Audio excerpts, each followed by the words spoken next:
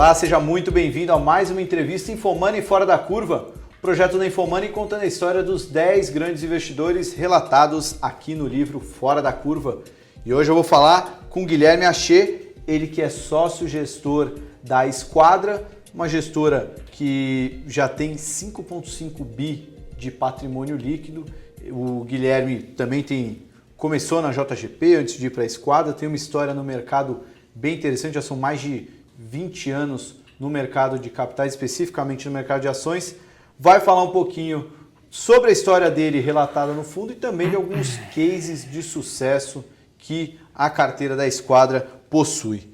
Bom, Guilherme, eu queria começar o papo, para quem já leu o livro, eu acho que a história bem marcante é o caso do Banco Nacional, que vocês tinham investimento quando você ainda estava no Pactual. É legal porque a gente conta muitas histórias de sucesso, mas nesse caso é um caso de fracasso. O banco quebrou na época, né, em 95, e você tinha investimentos lá. E você até fala que em situações normais você teria perdido emprego, mas como o mercado não tinha um outro analista, né, não tinha aquela gama de analistas, talvez isso não tenha acontecido. Mas a pergunta que eu ia te fazer era meio que trazendo para o cenário hoje, 2016, o mercado de análise de investimentos, ele tem uma cara de Pactual que tinha naquela época muitos jovens, buscando lugar ao sol, muita competitividade, trabalhos 14, 15, 16 horas por dia, aquela coisa frenética de querer entregar um resultado. Uma análise não assertiva do Banco Nacional devia ter analisado melhor, ou era quase como uma tragédia anunciada, tendo em vista a competitividade que era mesmo aquele trabalho no mercado financeiro e querer atingir uma boa análise, um bom investimento? Tá, primeiro, boa tarde, obrigado aí pela oportunidade. Tiago, não sei, o mercado mudou, continua muito competitivo, é da natureza do negócio ser muito competitivo, né? Porque é uma indústria que, enfim, se você for bem, se você for diligente, trabalhar muito, você consegue ter uma recompensa mais rápida que as outras carreiras, ainda é assim, né? Então, a competição é realmente muito grande. Inclusive, eu acho que o Brasil é um mercado onde a relação entre número de analistas profissionais dividido pelo número de empresas negociadas em bolsa é uma das maiores do mundo. Ou seja, tem muita gente envolvida enfim, no negócio de gestão, de carteira de ações e análise de investimento. Assim, o Nacional foi... Eu até falo no livro assim, que errar faz parte do processo de investimento. No caso Nacional, eu até brinco dizendo que na época eu quebrei, e foi verdade. E a recomendação é que todo mundo deve quebrar um dia, porque é um processo doloroso, mas onde você aprende muito, né? Aprende muito, mas o importante é quebrar cedo, não quebrar tarde, né? Para você ter condições de recuperar e perder pouco dinheiro.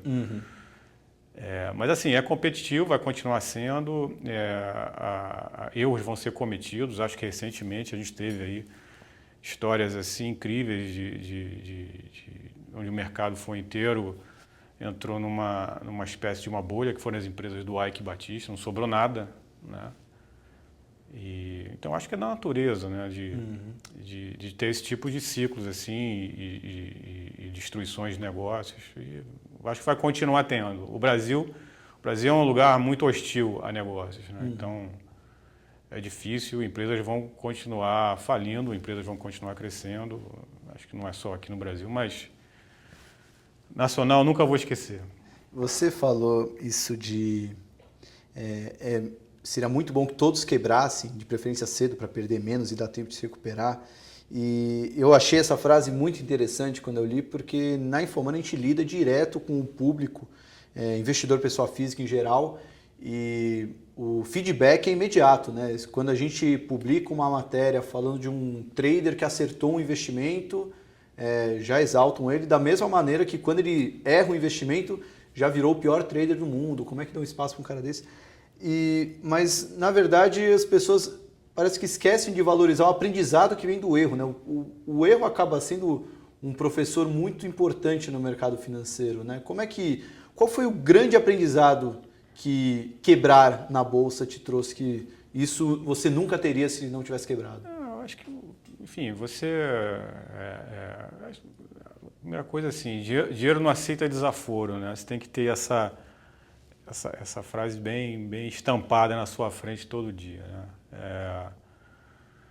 Acho que assim, acho que algumas lições específicas importantes. Primeiro, eu acho que um investidor... Primeiro, eu não acredito em trader, tá? Eu acredito em investidor. Depois, acho que a gente pode até falar sobre isso. Mas assim, um investidor bem-sucedido, ele tem várias características. Uma delas, e talvez uma das mais importantes, ele precisa ter convicção do que está fazendo, né? E muita gente, enfim, investe na bolsa, faz trades em bolsa baseados em dicas, em ouviu dizer e tal. E, obviamente, esse tipo de situação, a pessoa que está fazendo investimento não tem convicção nenhuma, porque foi baseado numa dica, alguém disse e tal. Então, acho que isso aí é uma situação que, enfim, as pessoas têm que ter convicção na hora de investir em bolsa. Porque o que acontece? Não tem, a melhor empresa do mundo, ela vai ter momentos onde a ação dela vai estar sofrendo, né? E se você não tiver convicção de que aquilo ali é um bom investimento, e você só tem convicção se você, enfim, parou, estudou, analisou, entendeu como é que funciona a dinâmica competitiva do negócio, entendeu o preço que você pagou, se é um preço que faz sentido com o valor do negócio e tal. Então, se a pessoa não fez esse tipo de trabalho, na hora que a ação cai, e ela vai cair, porque as ações sobem, acho que sobem, nunca sobem numa linha reta, é um processo, obviamente, não linear. Na hora que ela está caindo, a convicção é testada. Uhum. E a maioria das pessoas, os investidores amadores, numa situação dessa, vende a ação e não compra, quando devia ser o contrário, né? Então, acho que tem uma coisa assim, poxa, faz direito, faz um estudo independente, né? E cria sua própria convicção, né?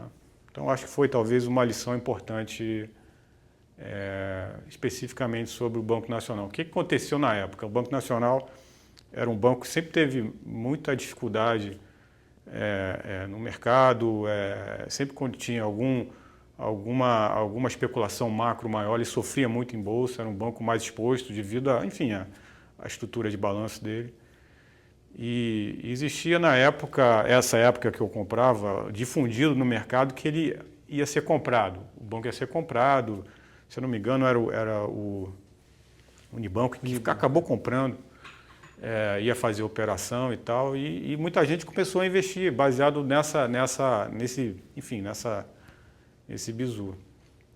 Não aconteceu assim, né? Então, acabou que foi comprado, mas foi comprado de uma forma onde os acionistas do Banco Nacional perderam todo o dinheiro. Enfim, acho que tem uma lição assim, faz um trabalho bem feito antes de investir, não entre em dica dos outros, e você tem que criar a sua própria convicção, né? Porque ela vai ser testada. Então, você precisa estar preparado para quando ela for testada. Acho que é por aí. Legal, você já deu um belo gancho que mais à frente na entrevista, você como um admirador e estudioso do Warren Buffett, tem muito disso, né? Acho que o mercado, quanto mais convicto você está de um investimento, mais seguro você vai ficar quando vê uma ação caindo. Você não vai ficar com pânico, você até vai ficar com euforia de vou comprar mais barato. Mas antes de entrar nesse papo de investimento à la Buffett, queria que você falasse um pouquinho desse lado do trader que você já tocou, e já era a próxima pergunta que eu ia fazer. Durante o livro, você fala que pouquíssimas pessoas conseguem ganhar dinheiro no day trade.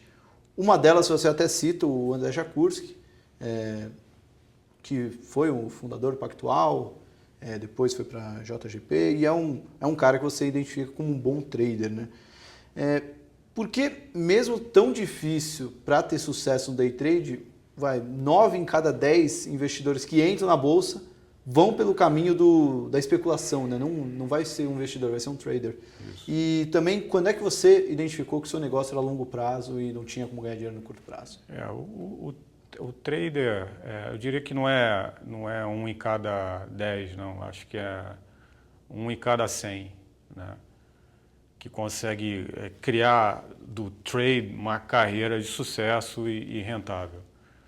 É muito difícil porque quanto mais curto o seu investimento, maior ele está sujeito a fatores aleatórios, né, que você não controla. E, portanto, enfim, a tua chance vira um jogo quase, né? Vira um jogo. É uma análise muito mais, enfim, é realmente difícil fazer, porque você tem que ter uma disciplina muito grande de parar perdas e parar ganhos também. E, enfim, eu acho que não é uma atividade que as pessoas deveriam procurar. Mas, enfim, as pessoas fazem. E por que fazem? Porque é fácil. É fácil você começar a fazer. Não é isso?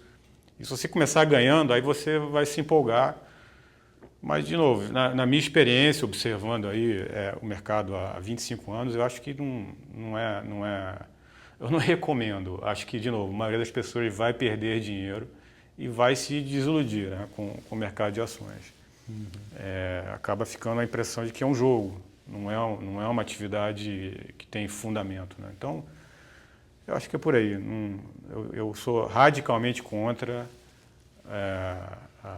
enfim, a pessoa se dedicar ao trade, né? Até a semana passada, um amigo meu pediu para dar conselhos para o filho dele que estava querendo se envolver com trade, né, com a carteira proprietária, fazer. Eu falei, poxa, manda ele vir aqui que eu vou convencer ele enfim, que não isso aí não vai dar futuro para ele. Então, acho que foi boa conversa, espero que tenha convencido.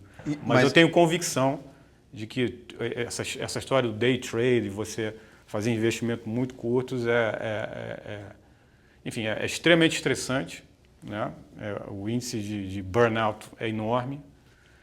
E, enfim, não acredito que as pessoas ganhem dinheiro de forma consistente, né? Vai ter uma hora que o dinheiro vai acabar. Essa é a minha convicção. Bom, vou pular agora para perguntas sobre o Warren Buffett, porque você já deu o gancho disso, eu estou bem curioso de saber sobre sua resposta, porque você, além de seus 25 anos de história no mercado, você sempre foi um grande estudioso do Warren Buffett, do Charlie Munger também, né, que é um grande amigo do Buffett, né? Enfim, aquela ideia do velho investing, né? Ideia do comprar para manter, se a bolsa fechar e abrir só daqui 5 anos, o que você queria ter em carteira. Aquela filosofia muito bonita, mas que no Brasil a gente não vê tão difundido. Nas assets e gestoras a gente vê bastante, mas o público em geral ainda engatinha. Tentando trazer o Warren Buffett para o Brasil, quais ações no Brasil, ou melhor, teriam muitas ações no Brasil que seriam candidatas a entrar na carteira do Warren Buffett? Acho que, assim, em primeiro lugar, o Brasil é um mercado de ações pequeno, né? Proporcionalmente ao tamanho da economia, é um mercado muito pequeno.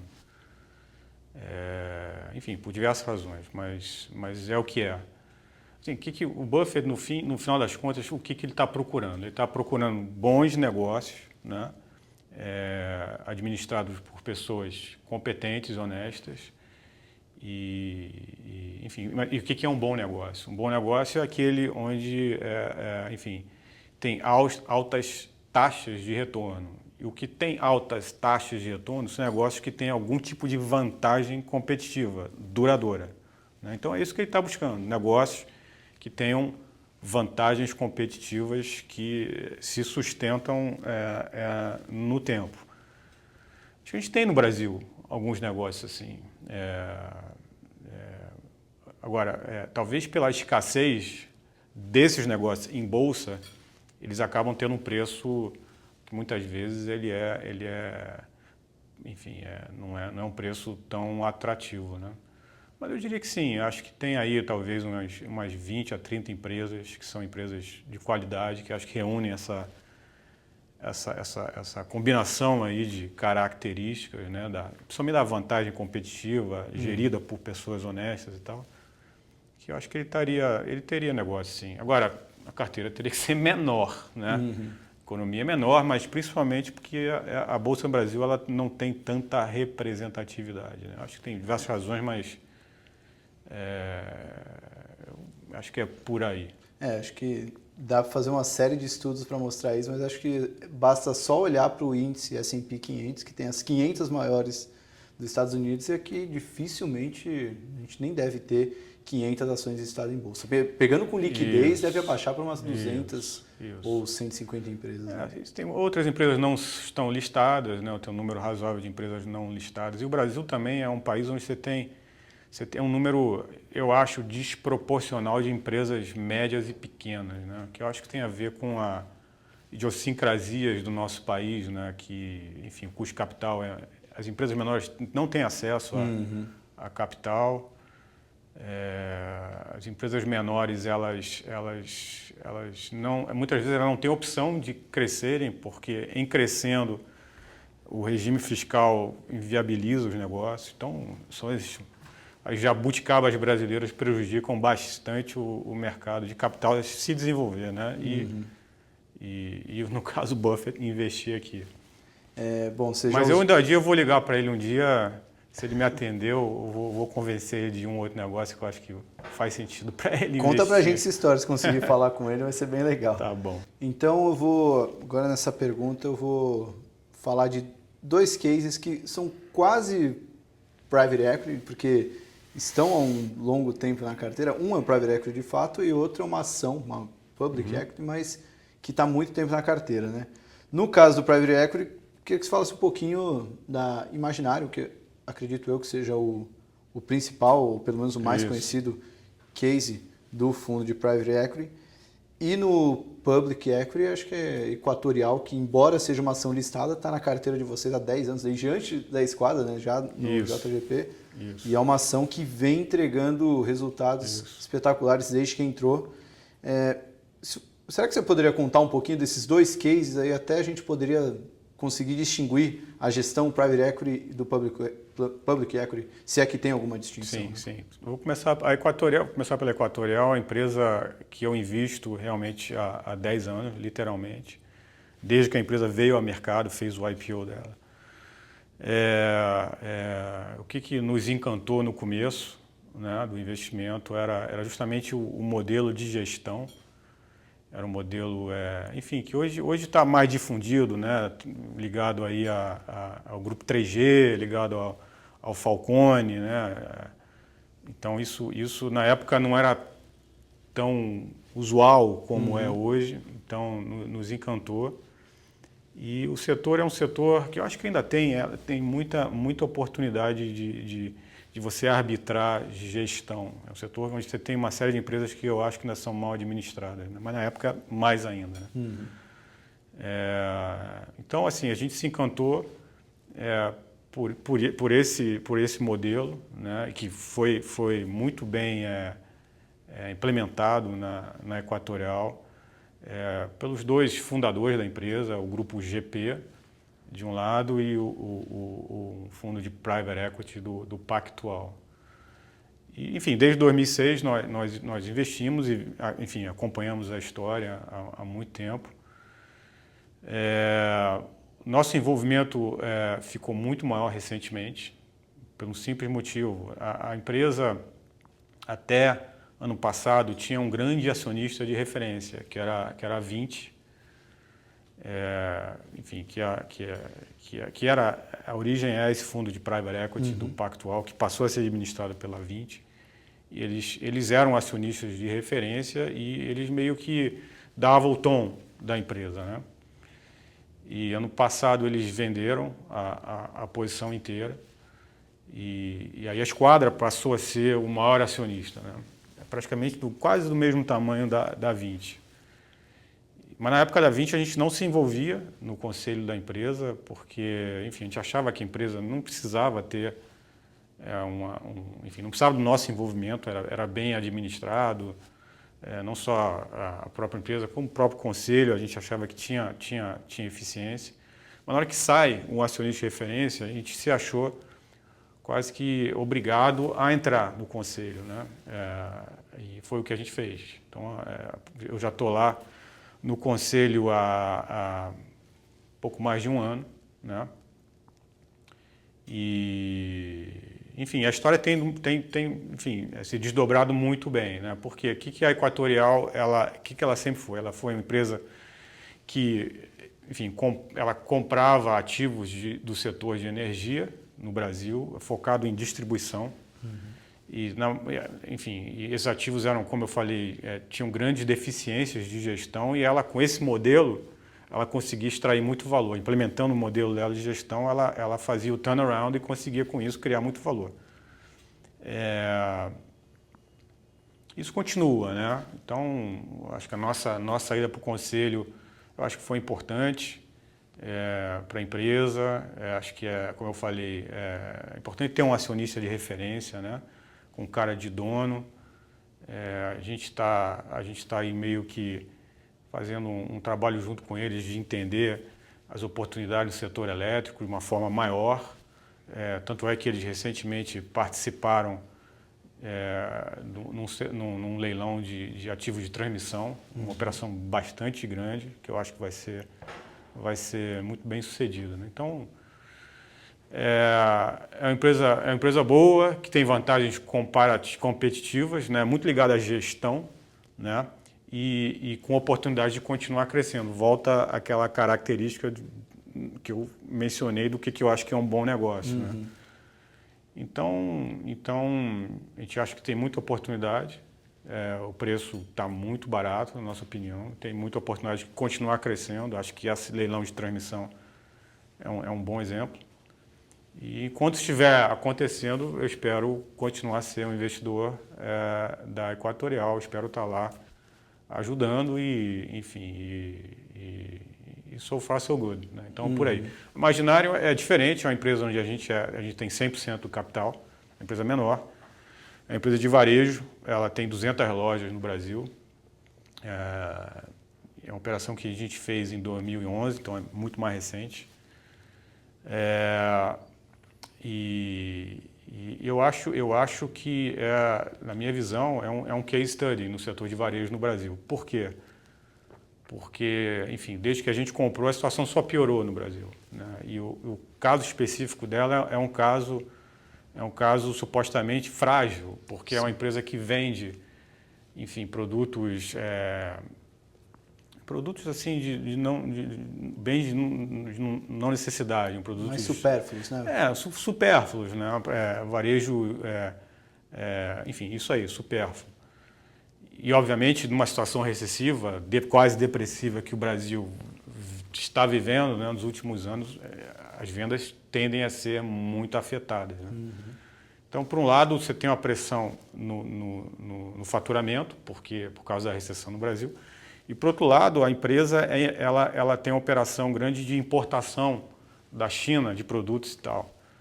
E, obviamente, o dólar subindo do jeito que subiu também prejudica muito enfim, a rentabilidade do negócio e tal. Então, tinha tudo para ir muito mal, né? Mas eu acho que a empresa está dando um show e eu acredito isso ao modelo de gestão, né? A gente, obviamente, a empresa a empresa já é uma empresa que já está no Brasil operando há 25 anos, né? Tem uma marca, eu acho, muito forte, desenvolvida pelos fundadores, muito mérito deles.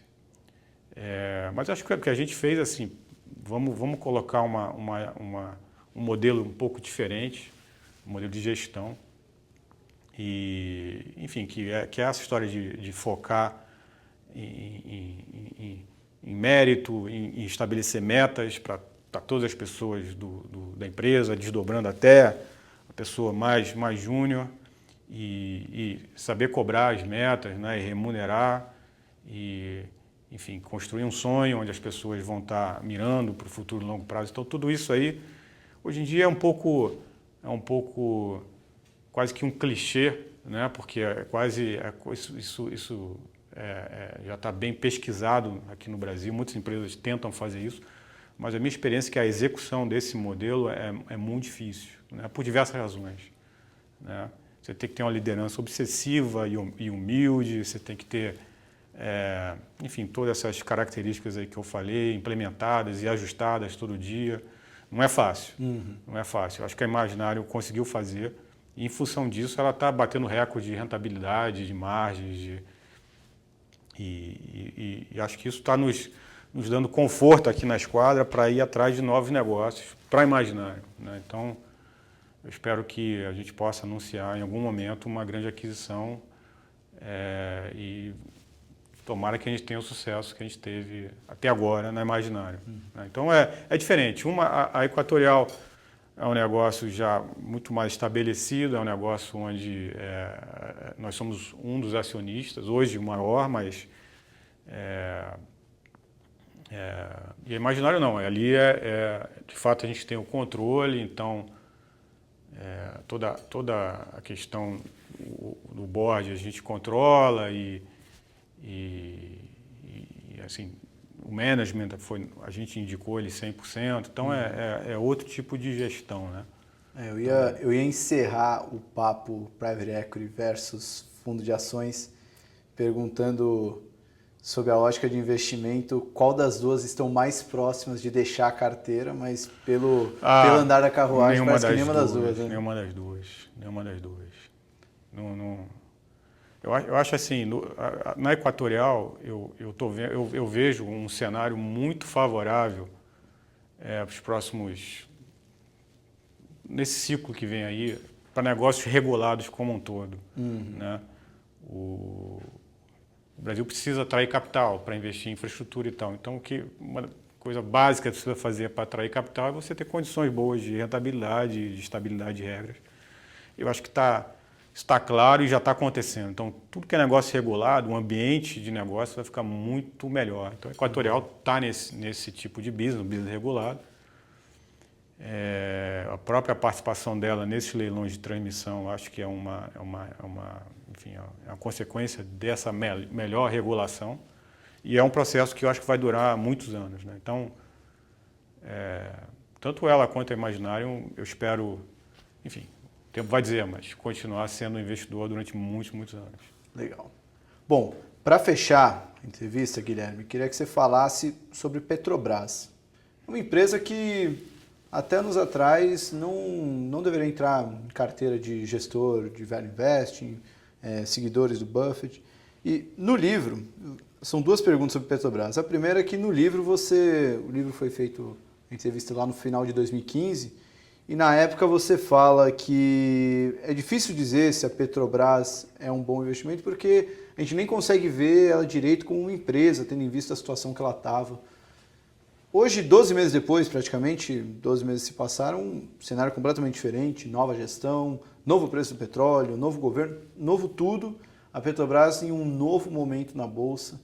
Então, a primeira pergunta é, dá para olhar a Petrobras como um investimento ou com a cabeça buffettiana, vamos dizer assim, Petrobras dificilmente estaria na sua carteira? Só lembrando, o Buffett foi um grande investidor da PetroChina, isso foi em 2003, 2004, que é uma empresa tão confusa, não é tão, a Petrobras exagerou, mas é uma empresa confusa também, empresa estatal da China, enfim. Então, acho que o investidor ele tem que ter a disciplina dele, mas ele tem que ter algum grau de flexibilidade também, né? De fato, a Petrobras, volta aí no tempo, um ano atrás, era uma empresa não era investível, porque você não entendia os números, você não conseguia sentar com o management e ter uma linha clara para onde é que a empresa estava indo. Enfim, as opções que ela fazia beiravam um absurdo, né? Então, mas, enfim, as coisas mudam. Hoje em dia está muito mais racional. Parece que a empresa está em melhores mãos, tem um sentido, tem um rumo, né?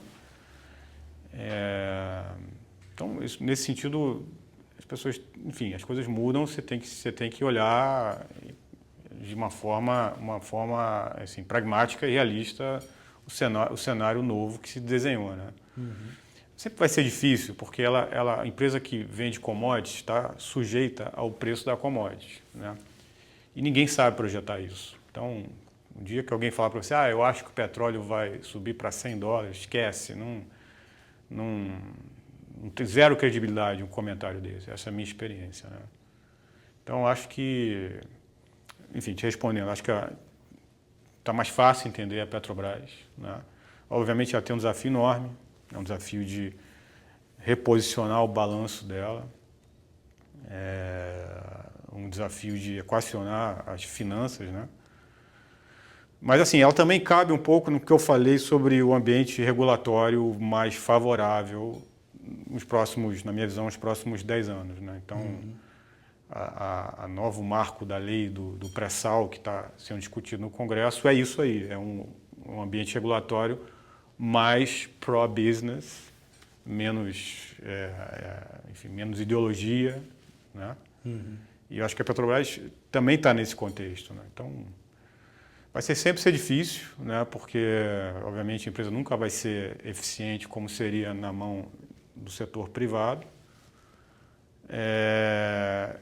Tem sempre o componente do preço da commodity, que é uma variável que ninguém sabe projetar. Mas, assim, ela pode dar boas oportunidades, né? Mas, assim, o negócio como a Petrobras, a sua margem de segurança para investir tem que ser maior do que investir numa equatorial. Sim. Tem que ser maior, porque a sua convicção vai ser testada. Uma hora ou outra vai ser testada. Para fechar o papo, Esquadra, temos desde 2007, você pegou um breve momento de euforia até a máxima histórica, mais de 2008, e depois a Bolsa só deu dor de cabeça. Sim. A gente teve uma forte queda na época do 2008 com o subprime, de lá para cá a Bolsa praticamente andou de lado, até caiu um pouco. 2016 está sendo um ano fora da curva desses últimos anos, mas a Bolsa tem dado muito mais tristeza do que alegria para quem opera comprado no índice. Eu sei que é uma seleção natural dos papéis, acaba ajudando.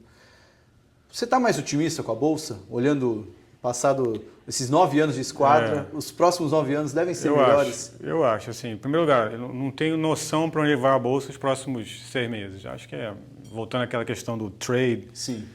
Quanto mais encurta, mais difícil é a previsão. Então, não sei. Nos próximos semanas, meses, é muito difícil prever. Sempre foi. Mas o que eu sinto, mas posso mudar de opinião em algum momento, mas a minha cabeça hoje é que a gente, o ambiente de negócios no Brasil já está e vai melhorar muito e é uma coisa estrutural. Vai durar muito tempo, né? Então eu tô relativamente otimista nesse horizonte de tempo. Tá? Sim, horizonte bem não longo. estou falando para ninguém comprar ação agora não, porque de fato está uma confusão grande agora. Mas eu acho assim, um horizonte mais longo, eu estou mais otimista do que os primeiros 9 anos de Esquadra. Eu acho que os próximos anos, minha sensação é que vai ser melhor, né? Que esse ambiente de negócios do Brasil mudou, out of necessity, de novo, mudou. E, de novo, é um processo não linear, vão ter momentos de grandes sustos, né?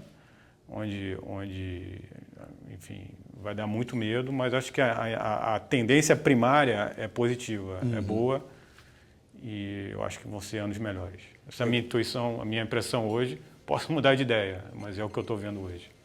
Bom, gostaria de agradecer o papo, o tempo disponibilizado. Já, só para fechar, já vou deixar aqui com você o livro, como de praxe, cada entrevistado está deixando um autógrafo aqui. Muito obrigado pelo papo, viu, Guilherme? Tá bom, obrigado a vocês. Um abraço. Espero que vocês tenham gostado da entrevista e continuem acompanhando o especial InfoMoney Fora da Curva. Até mais!